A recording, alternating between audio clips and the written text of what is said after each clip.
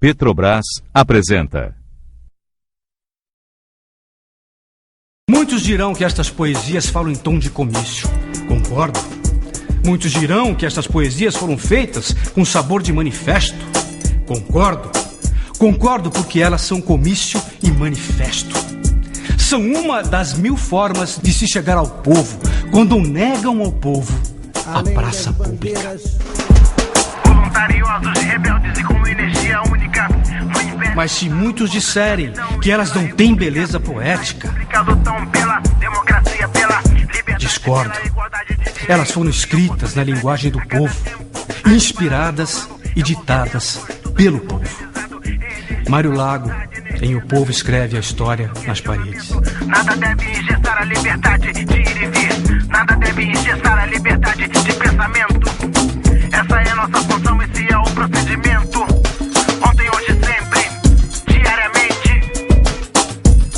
Faça chuva, sol ou vento, a qualquer momento. Tá bom, autora, se eu ficar assim, tá bom? Não corta em cima não, né? Eu estou com os ombros retos, assim. Moços! A inépcia nos chamou de estúpidos moços. O crime nos cobriu de sangue. Vós, os luzeiros do país, erguei-vos. Perante a infâmia ninguém fica exangue. Um protesto santo se levanta agora de mim, de voz da multidão do povo.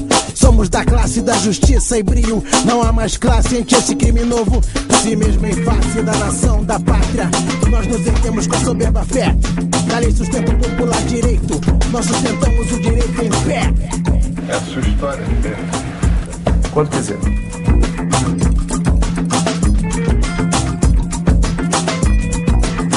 Essa história se faz com fragmentos de memória.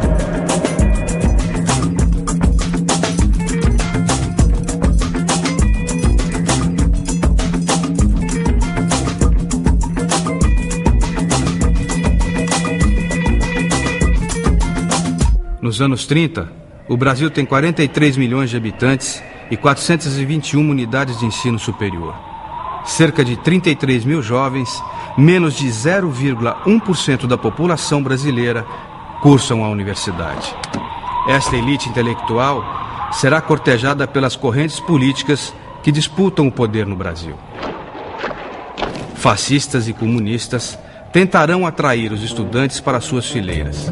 Em 1937, ano que Vargas decreta o Estado Novo, os estudantes fundam a União Nacional dos Estudantes, UNE. Quem deu um grande impulso à organização estudantil foi a Ana Amélia Carneiro de Mendonça. A coisa começa quando ela foi feita Rainha dos Estudantes em 1929. E a ela pareceu que esse título não tinha sentido se ela não se voltasse para os estudantes por alguma razão.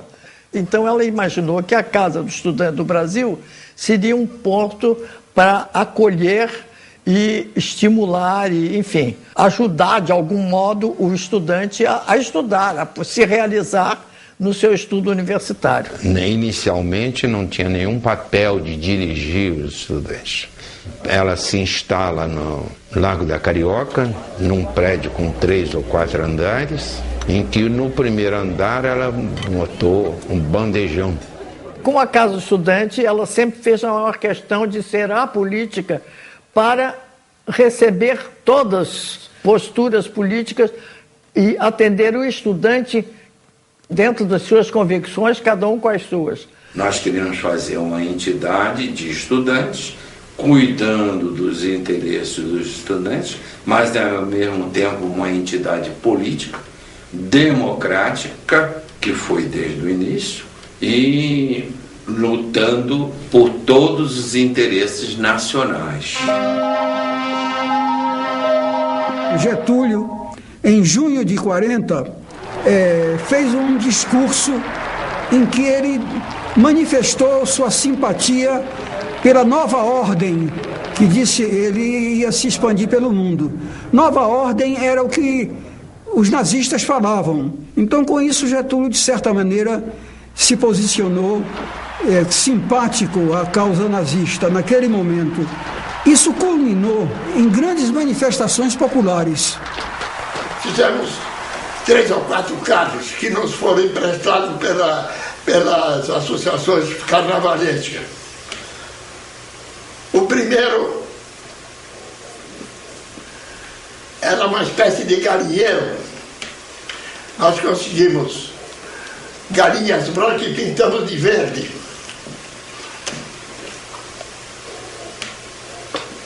Era contra os integralistas. Enfim, o Hitler fantasiado de presidiário. Mussolini caracterizado com as coisas mais ridículas que você possa imaginar. E o desfile foi acabar na frente da embaixada americana. Devo dizer que o governo americano ficou muito sensibilizado com a atitude dos estudantes.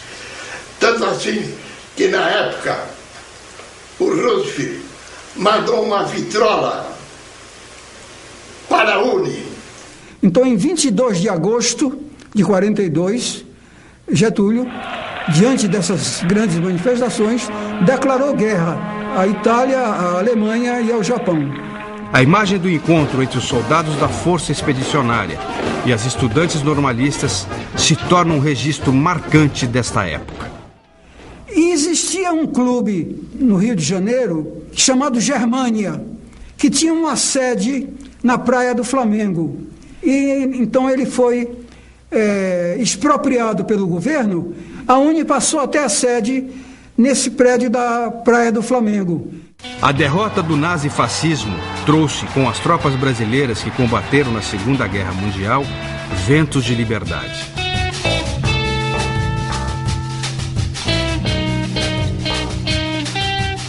Particularmente de 50, que vai mais ou menos até 56, 57, foi um período também que não se pode dizer assim a direita, com a característica que tem hoje a direita, mas as forças mais reacionárias do movimento estudantil, tanto na União Nacional dos Estudantes como na UBS, eles se articularam para poder ver se tiravam os comunistas e os amigos, os aliados comunistas do movimento estudantil.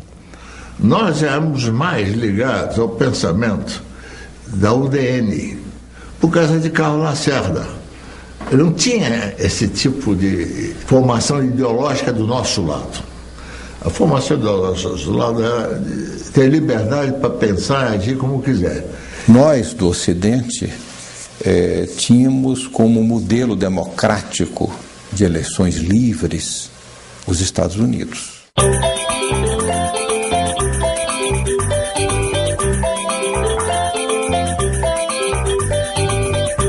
Os filmes americanos empolgavam a mocidade da época. E nós vimos a União Soviética exatamente, não é segredo, como ela era. Era um governo discricionário, era uma ditadura, não havia liberdade de imprensa, nem religiosa, nem estudantil. Na UNE, o mimeógrafo rodava panfletos fazendo propaganda socialista ao som da Internacional, tocada na vitrola doada pelos americanos. A União Soviética, pátria-mãe do socialismo, era o exemplo a ser seguido. E o comunismo a utopia em corações e mentes jovens pelo mundo afora. Até Carlos Drummond de Andrade fez versos para Stalin. A poesia fugiu dos livros, agora está nos jornais. Saber que resistes, que enquanto dormimos, comemos e trabalhamos, resistes. Que quando abrimos o jornal pela manhã, teu nome, em ouro oculto, estará firme no alto da página. Stalingrado, miserável monte de escombros, entretanto, resplandecente. A Rosa do Povo, Carlos Drummond de Andrade, 1945. A UNE não mandava uma pessoa, não decidia ela própria sozinha. Tudo é deliberado, discutido, etc. Era democrata realmente, pô. Era a casa da resistência democrática. A campanha do petróleo é nosso, que culminou com a criação da Petrobras, ele mobilizou o movimento estudantil em todo o Brasil. Quer dizer, os estudantes se engajaram nesse movimento. Foi um movimento muito bonito da sociedade brasileira, porque pela primeira vez uniram-se civis e militares.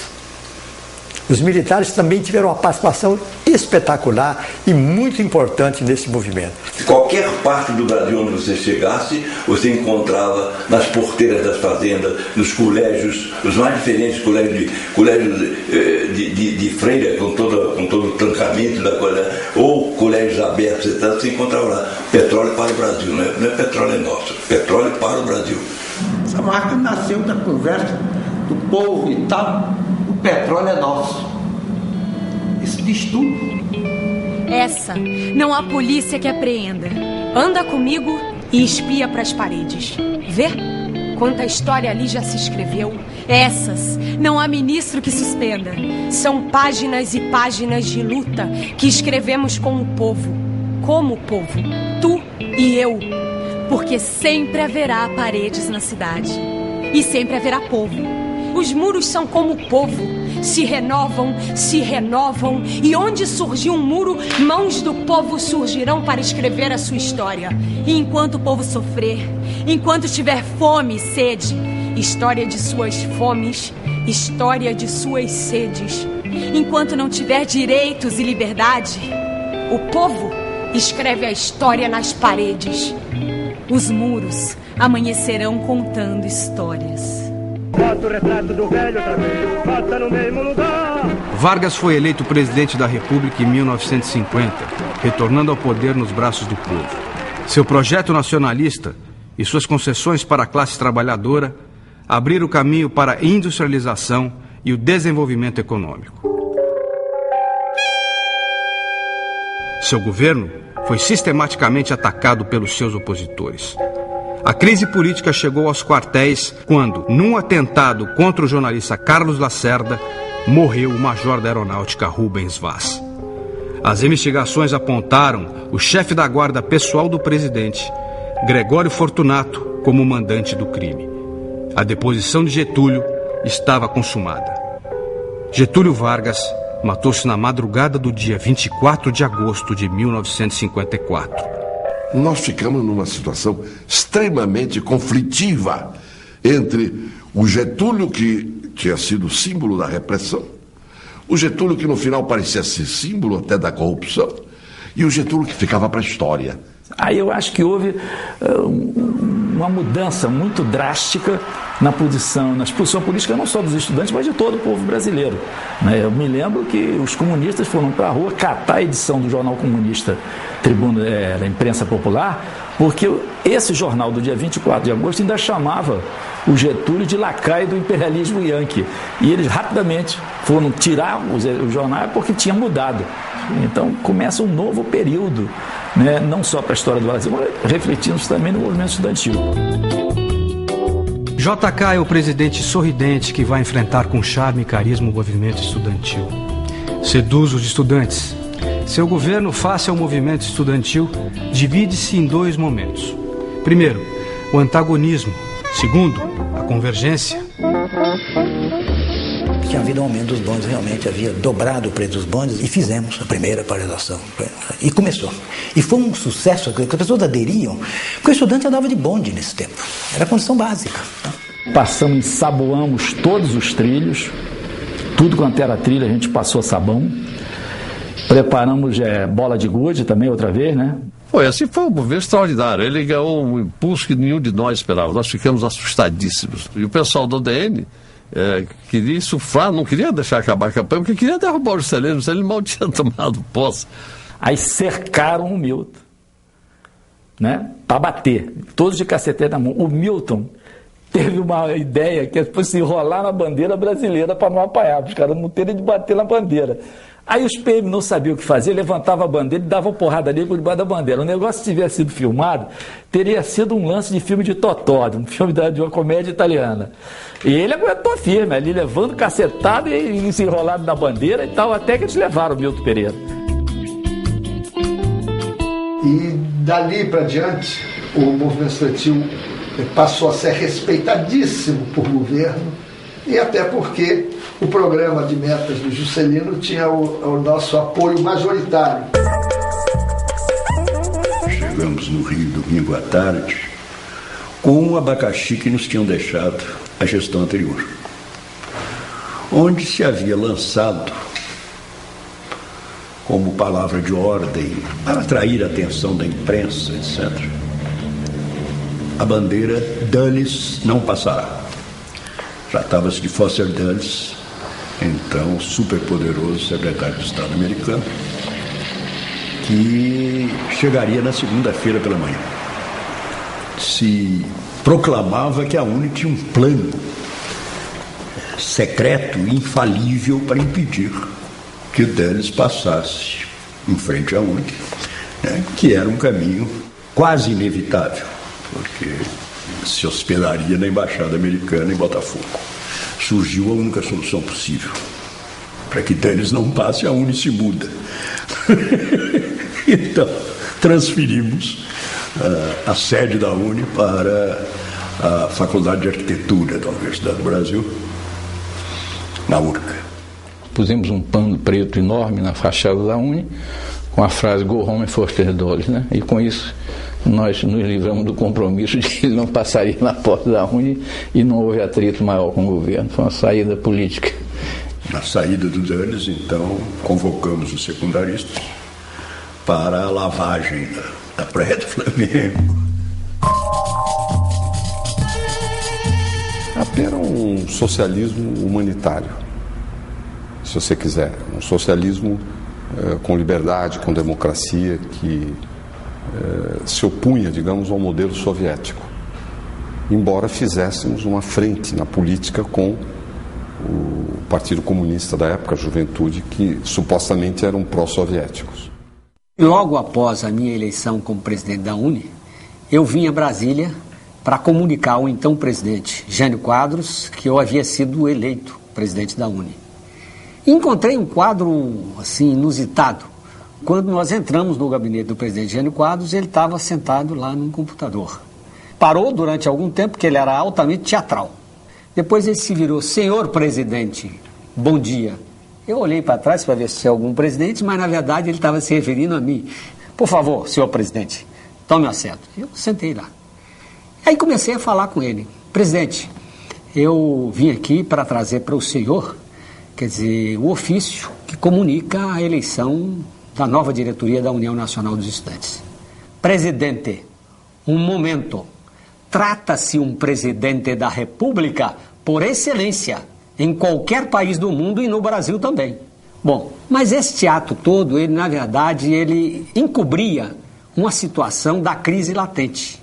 Quer dizer, por incrível que pareça, nós chegamos para a audiência com o presidente da República e tinham 3 ministros militares. E ele deixou os 3 ministros esperando para nos receber. Evidentemente, já era um sintoma da crise. Com a renúncia de Jânio Quadros, a UNE participa ativamente na campanha da legalidade pela posse de João Goulart. Quem deu o mote da nossa posição foram os militares golpistas, quando eles anunciam o veto ao Jango. Esse anúncio do veto ao Jango dissipou todas as dúvidas. Se a posição da direita era o golpe, a nossa posição era antigolpista.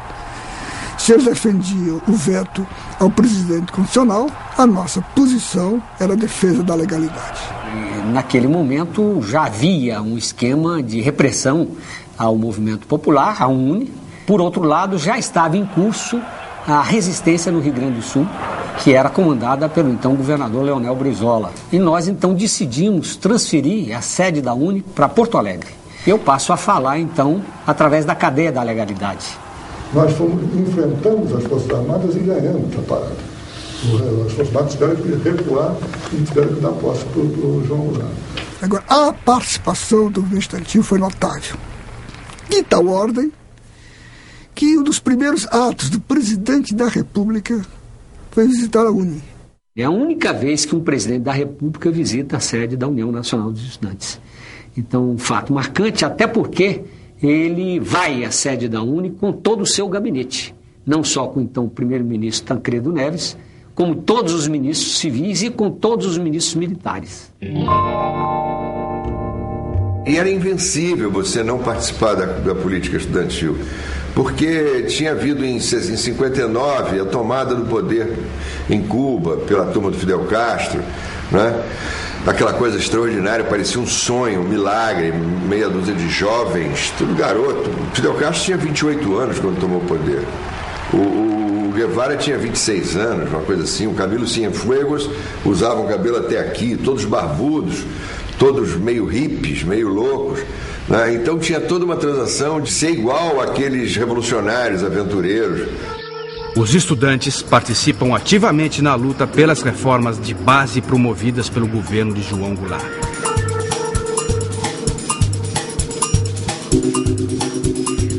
Em 1964, 200 mil pessoas se reúnem na Central do Brasil, no Rio de Janeiro, em comício pelas reformas de base. José Serra, presidente da UNE, é um dos principais oradores ao lado do presidente João Goulart, Leonel Brizola e Miguel Arraes.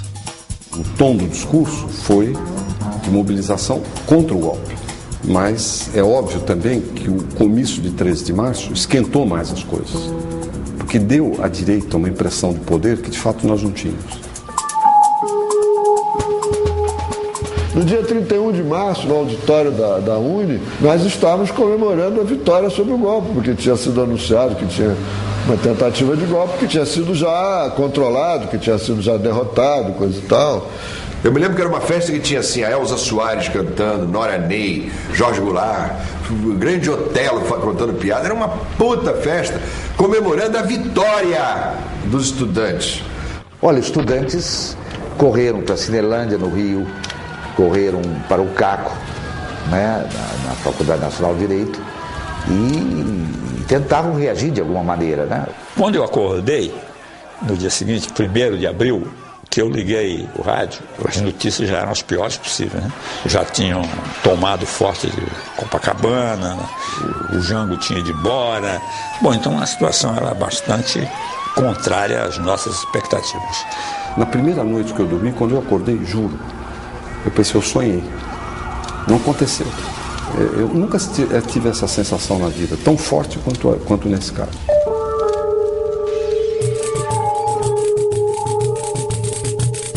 No dia do golpe de 64, eu estava saindo do Colégio Andros, onde eu estudava, passei lá na frente do Palácio Guanabara, vi aquele monte de PMs mobilizados ali, que o Lacerda tinha mobilizado, passei lá um tempo, vibrei com o golpe de 64, passei a noite do dia 1º de abril, quando a vitória se consolidou, ouvindo marchas militares no rádio, e muito emocionado e convencido que o Brasil finalmente iria melhorar, né?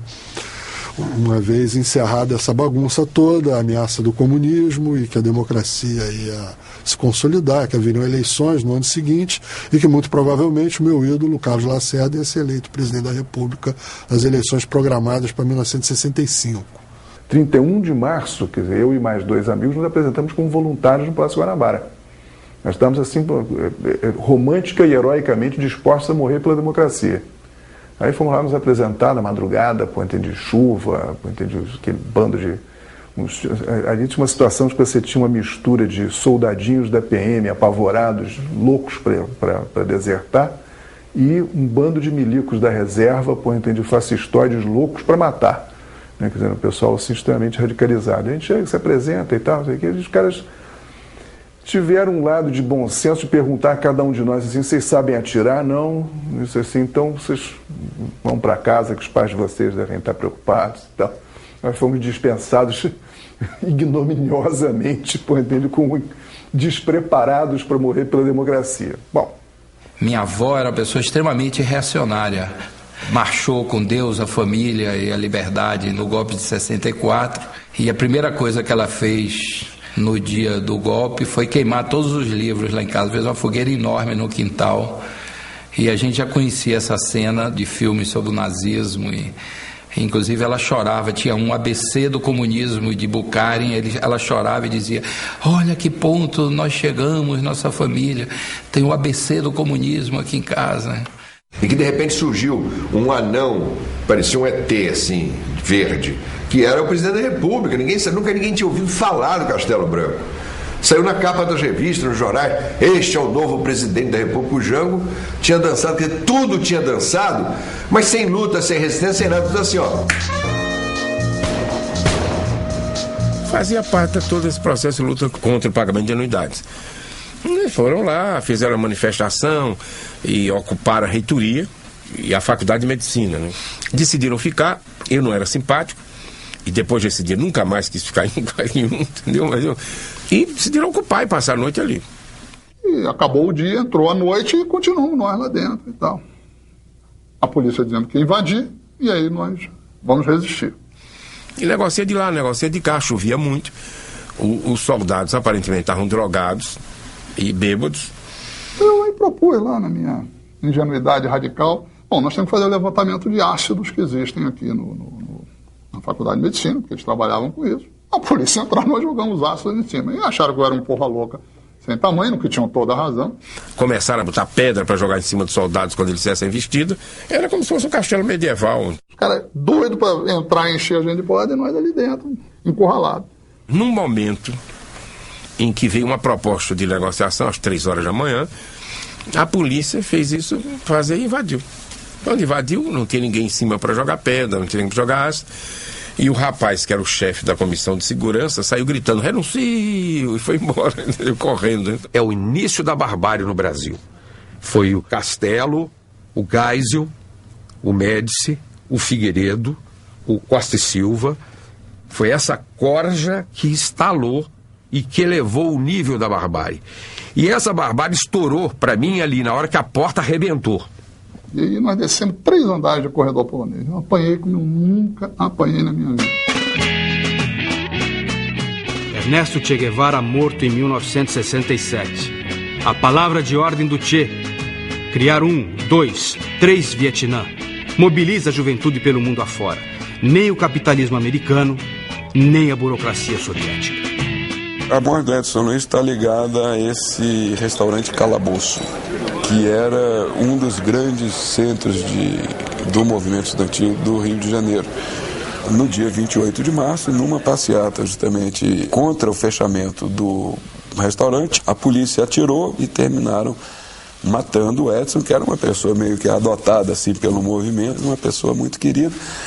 Foi morto porque estava numa passeata para não fechar um restaurante estudantil. Uma imensa manifestação, com um itinerário enorme, que ela pega desde o centro da cidade até o cemitério São João Batista, com muita mobilização. Na quarta-feira sangrenta, nós decidimos ocupar o MEC, para mostrar que nós queríamos realmente conversar com o ministro e o ministro que não queria. E aí preparamos com antecedência, coquetel molotov, foi a primeira vez que a gente decidiu usar violência. Cacete, entendeu? Pedra, levamos, pau, e fomos pro pau, pro cacete. Quando a polícia veio dessa vez, ela veio naquele passo terrível, né? Um passo de ganso. Quando chegou, sei lá, 50 metros, a gente disse, vamos pra cima deles. E aí fomos. A gente jogou as bolinhas de gude, né? E derrubamos os cavalos, né? Aí a gente tava comemorando, aí o cara vai, pega o cavalo do PM e sai pela Rio Branco. É uma coisa linda, assim, né? Bem daquele clima 68, né? Sexta-feira sangrenta foi uma sexta-feira que o pau roncou na cidade. Vladimir Palmeira foi preso e resolvemos fazer uma passeata que ela engrossou com os populares. As pessoas que trabalhavam ali na cidade entraram na passeata, de repente virou uma passeata monstro. E a polícia perdeu um pouco o controle e resolveu reprimir violentamente.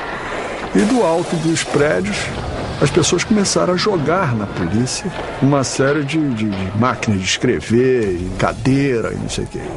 Até que um dos policiais que sofreu um traumatismo de crânio morreu na hora, assim. Aí foi um auge na polícia, a polícia ficou completamente horrorizada e partiu pro pau. E nós resolvemos partir pro pau também. E aí foi uma carnificina.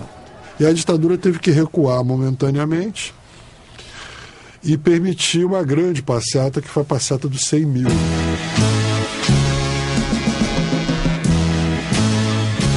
Olha isso aqui. Olha isso aqui.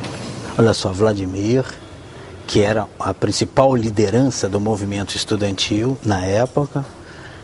Esse aqui sou eu, não só pichando, como mostrando bolas de gude no bolso. Grupos se organizavam, né? Olha aqui, essa aqui é a presidente Vargas, com Vladimir em cima do automóvel. Bela foto dos artistas. Gil, Nana, Caetano, Dedé, Zé Celso, Renato Borges, Arduino Colassante, Chico Buarque, Otton Bastos. Eles também ficavam em grupo, claro, os padres separados das freiras, evidentemente, né? Eu não estava naquilo de brincadeira. Eu queria tomar o poder, eu queria fazer parte, né, do partido que ia chegar ao poder. Então dizer, não, os estudantes sempre lutaram pela democracia. Como diz o Daniel Arão Reis, coisa nenhuma, nós lutávamos pelo socialismo. E acho que foi um grande momento, marcou uma transição, e no mundo, como já ensinava o velho Marx, você faz as coisas e elas em geral não resultam do jeito que você queria, entendeu? A sua marca na história não é exatamente aquilo que você esperava. Eu esperava, como outros, marcar a história para ter o socialismo no Brasil, não tive. Compensação, temos um ano, que virou um ano mágico na história do mundo, que foi 68, que mudou a vida de todo mundo. Ibiúna, 5 dias debaixo de chuva num lugar extremamente desconfortável que não estava absolutamente previsto para receber 1.000 pessoas, né? Quer dizer, uma infraestrutura que não acompanhava aquela demanda enorme, as pessoas levavam 2, 3 horas de fila para conseguir comer um arroz papa, entende, com um feijão duro, um negócio realmente barra pesada. Só precisava ter muita paixão revolucionária para peitar aquele negócio. E quando ia começar o negócio, estava lá o cara: companheiros, está começando o nosso congresso. Peraí, companheiros, houve alguma coisa está acontecendo. Aí ouvimos pum, pum, pum. Companheiros, caímos, a polícia chegou, a repressão está aí. O congresso era uma porcaria, um horror. Quem foi defender o congresso? Eu. Por quê? Porque eu dizia, o Zé disse, não vai se queimar, você, o candidato é presidente, não vai se queimar. Eu fui dizer que as condições eram excelentes, que só pequeno burgueses é que reclamavam daquelas condições e tal. Era um horror o congresso, chovia, não tinha lugar para tudo, era tudo normal, o que tivesse de pior. E lá foi o besta aqui defender isso, entendeu? Teve uma consequência horrorosa, né? Caiu a liderança toda do movimento estudantil. Teve gente ali que foi fichada e que depois foi facilmente detectada na luta armada. Em Brasília, no pau de arara, com o capuz, me tiraram o capuz e mostraram a foto de Ibiúna. Aquilo ali foi um pesadelo, um edifício de 10 andares caindo na tua cabeça. E agora? Chegou ali um detetive, um sargento, não sei o que era, da Polícia Civil, DOP, né? E disse: preparem as malas que vocês estão livres. E aí nós ficamos eufóricos, arrumamos a mala e subimos. Eles botaram a gente enfileirado naquela antessala do delegado, e aí eles disseram: pelo mandato tal, vocês estão livres. Ele disse assim: um minuto mais, leram o AI-5, pelo AI-5 vocês estão presos, voltem para a cela. A adesão à luta armada é um desejo antigo da esquerda revolucionária que não acredita na via pacífica para chegar ao poder. O grande celeiro para a luta armada será o movimento estudantil. O endurecimento da ditadura militar e o AI-5 servirão para convencer aos jovens que não há outro caminho para a liberdade senão a luta armada. A pátria livre ou morrer pelo Brasil. Vladimir estava preso numa ilha, eu acho que era a Ilha das Cobras, numa linha ali no Rio, e começamos a fazer alguns levantamentos para tentar libertá-lo. Eram operações, todos os planos, complicadíssimas e absolutamente porra louca. Dificilmente se faria algo que não morresse um bom número de pessoas ali dos dois lados. E provavelmente ele próprio, Vladimir, morreria, seria um dos primeiros a morrer. Porque era assim, quando ele vier depor na auditoria militar, cerca-se o camburão, faz, assim, eram operações militarmente extremamente complexas de resultado incerto, ou melhor, de resultado certo. Elas iam dar errado. Entende? Então, um dia nós estávamos, eu e o Cid Benjamin, passando de carro numa rua, e o Cid me disse: eu disse, eu morei nessa rua para ele. Eu fiz um comentário, não. Ele disse: quem passa sempre nessa rua aqui é o embaixador americano de carro, já vi. Então. Eu digo: pô, por que nós não fazemos o seguinte? Em vez da gente libertar o Vladimir, ele não prende o embaixador e propõe de trocar.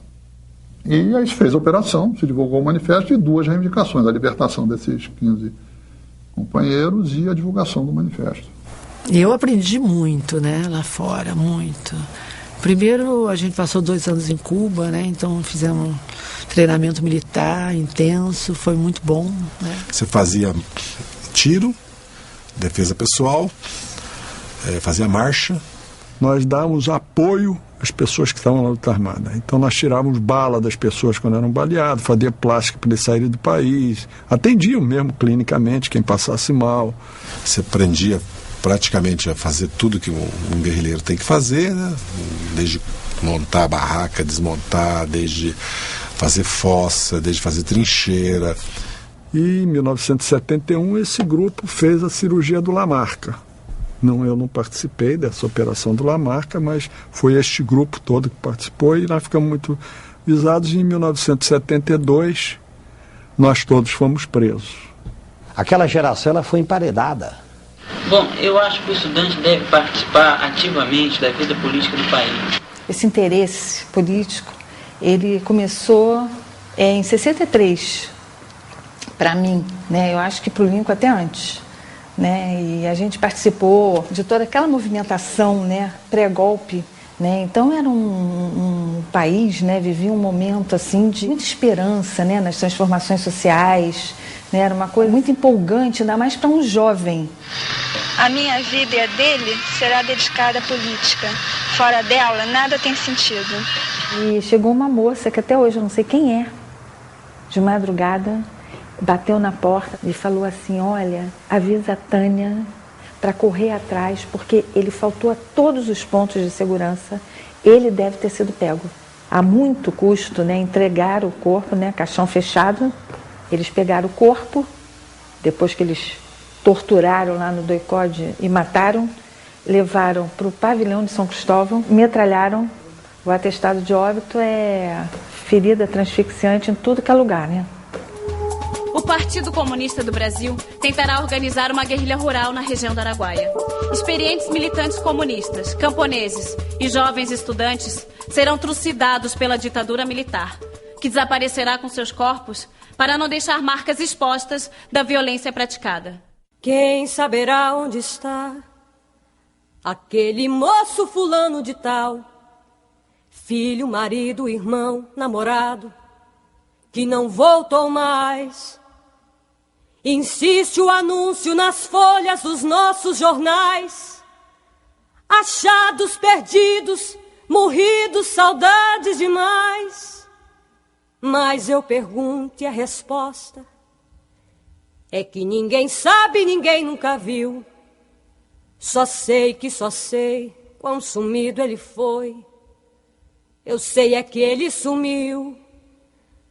E quem souber algo acerca do seu paradeiro, beco das liberdades, estreita esquecida, uma pequena marginal dessa imensa Avenida Brasil. Desaparecido político, veja só, bonitinha a palavra, né? Desaparecido político. Tem 4 crimes atrás desse termo. Primeiro, sequestro. Não é prisão. Prisão tem todo o ato formal da prisão. Você pode entrar com advogado, visitar o preso. Tortura. Quem me prova que não houve tortura com aquele prisioneiro? Eu mesmo sofri tortura. Terceiro, assassinato. E 4, ocultação de cadáver. Eles prendiam as pessoas, faziam uma publicidade da soltura da pessoa, chamava a imprensa, mostrava que estava soltando, etc., não sei o que, papapá, e no dia seguinte ela prendia outra vez e sumia com as pessoas. O estudante de geologia da USP, Alexandre Vanucchi Leme, de 23 anos, é assassinado no doicode após sessões de tortura. A ditadura anunciará um atropelamento, usando testemunhas falsas e plantando notícias nos jornais para ocultar o crime. A morte do Alexandre Vanucchi representa uma retomada impressionante do movimento estudantil, né? Porque o Dom Paulo Evaristo faz a missa de 7º dia, não admite o movimento estudantil, se organiza, faz a missa, faz o show do Gil e vai para a luta de massas. Aí matam o Herzog, professor da ECA. O Herzog era jornalista da cultura e era professor da ECA. Então eu lembro que eu cheguei na faculdade e tinham faixas em todas as paredes. Assassinado professor Herzog da ECA no doicode. O presidente, numa tentativa da UNE de se reunir em congresso, baixou um decreto federal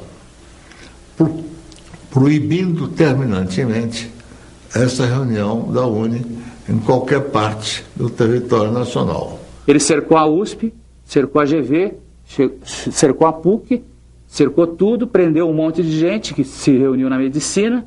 Aí nós marcamos uma assembleia de protesto na PUC e fizemos um encontro clandestino embaixo da assembleia. O meu secretário de Segurança, Erasmo Dias, me telefona e diz: governador, tem uma reunião iniciando-se na PUC e é reunião da UNE. E o pessoal marcou uma comemoração à noite na PUC. Ele me avisa pelo rádio: agora eles saíram do TUC, estão no meio da rua e estão jogando objetos aí em cima da topa. Agora não. Na rua você recua. Ato público está proibido. Não admitimos passeata nem comício. Está todo mundo preso. E aí eles correram para dentro da PUC. Ele invadiu, soltou bomba incendiária lá dentro, machucou, ferimento grave nas meninas. E eles me perguntaram: como é que foi que o senhor recebeu a notícia? Eu disse: até agora, na universidade, só entrava quem fazia o exame vestibular. Eu recebi a notícia de que a comissão ProUni havia indicado a Bahia para receber o próximo congresso. Eu me lembro que comprei umas fichas, fui num telefone público e liguei para a governadoria. Disse: quero falar com o governador. Governador esse? Aí eu fui tomar conhecimento, era o Antônio Carlos Magalhães, nomeado pelo... Mas você quer o quê? Nós vamos fazer o Congresso de Reconstrução da UNE em Salvador. E eu preciso de um espaço para fazer esse congresso. E realmente, uns 15 dias depois, eu tive uma entrevista com o Antônio Carlos Magalhães. Ele me recebeu com a gravata vermelha e disse assim: olha, vim de gravata vermelha para mostrar que eu estou em paz. Como se dissesse: estou recebendo os comunistas. E Antônio Carlos me deu o centro de convenções para realizar o Congresso da UNE.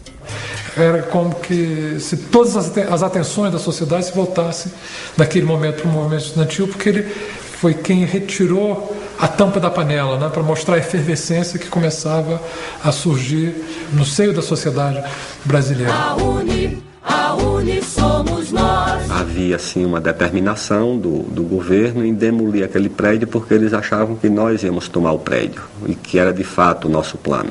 Entrar ali, ocupar e criar um fato consumado. E a polícia cercou o prédio com batalhões assim, acho que tinham quase 3.000 soldados na porta do prédio. E nós do outro lado, em frente à Praia do Flamengo, com a manifestação com outros 3.000 estudantes. Nós vivemos acho que uns 5 dias de confrontos em frente a esse prédio, observando eles colocando as bombas para implosão, tentando invadir, fizemos várias tentativas de romper o cerco policial. Cada telha quebrada é um pedaço do sangue dos estudantes brasileiros.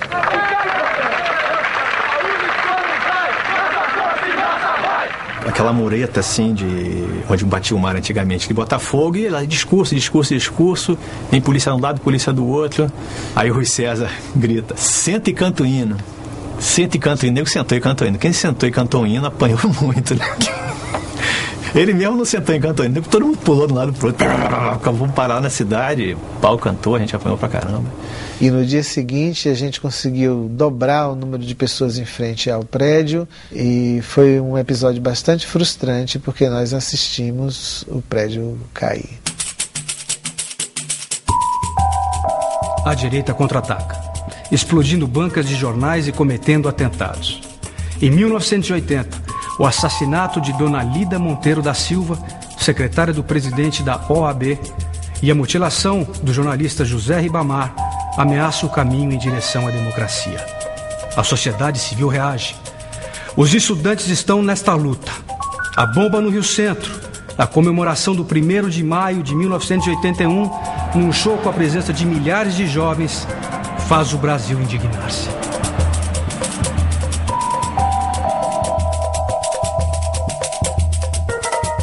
Qual era a forma de acabar a ditadura? Era você fazer eleições diretas, porque no colégio eleitoral sem pressão social, era meio que um jogo de cartas marcadas. Então nós começamos a trabalhar essa ideia. A UNE sempre se caracterizou por ser uma entidade vinculada às grandes questões nacionais, às grandes causas nacionais, às grandes causas democráticas, às grandes causas patrióticas. Era uma forma de colocar a ditadura na defensiva. E era um movimento democrático, não tinha radicalização que teve luta armada ou qualquer coisa assim, e era um sentimento que podia unificar muita gente. É através da mobilização das massas, da consciência democrática do povo, levar o Congresso a se sensibilizar por essa imposição da consciência nacional. Vai influir incisivamente nos rumos da vida nacional. Enquanto não houver eleições diretas, nós lutaremos. Ninguém foi para aquilo ali de gaiato. Nós estamos aqui pelas diretas para trazer o Brasil para a democracia. A estratégia que nós usamos era ligar a manifestação pelo Fora Collor a lutas específicas e trabalhamos a subjetividade dos estudantes em função daquela minissérie Anos Rebeldes. Já devem ter falado para vocês do cartaz Anos Rebeldes, próximo capítulo, Fora Collor. O que foi Anos Rebeldes? Um pouco um resumo de uma história de um determinado momento da vida política do país que envolvia a juventude. O Collor, ele reage ao 11 de agosto, convocando a população a sair de verde e amarelo no domingo.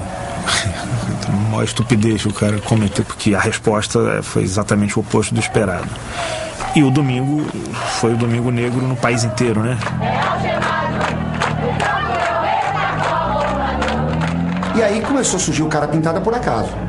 Os Caras Pintadas surgiram nessa primeira manifestação e começou lentamente a chegar a turma das escolas. Até que chegou uma escola que era, se eu não me engano, o Oswald de Andrade.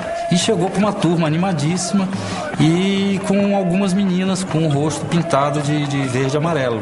A gente pintava a cara sempre. Eu ainda usava uma boininha, tinha cabelo comprido e de rosto pintado eu me achava o próprio Che Guevara. Não se fala muito isso, mas é bom que se fale. A UBS é que mobilizava muita gente. A base da mobilização do impeachment era de estudantes secundaristas. Uma base nova, que entrou uma garotada de 14, 15, 16, 17 anos naquele movimento do impeachment, fantástico, né? Eu era estudante na época do primeiro ano do ensino médio, mas aquele momento que sacudiu a vida política do país foi um momento também que me despertou. Eu conhecia ali o movimento estudantil, naquele momento Anos Rebeldes, inclusive, que ajudou muito também a mobilização de estudantes, aquele clima do Grêmio passando em sala de aula, aquela agitação no colégio para organizar as passeatas. Então a gente passava nas salas de aula e o pessoal falava, mas mais uma? A gente falava assim, mais uma não, essa é a decisiva.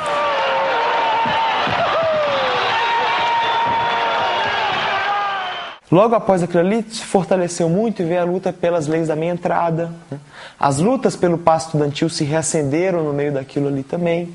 Né? E as lutas pelas mensalidades. Foram várias lutas naquele momento ali que ressurgiu no movimento secundarista. Né? Como havia caído o muro há anos atrás, se defendia também que a história havia acabado. Né? Não existia mais um mundo dividido entre classes. Na verdade, nós iríamos caminhar para um pensamento único, né, onde tudo se resolveria.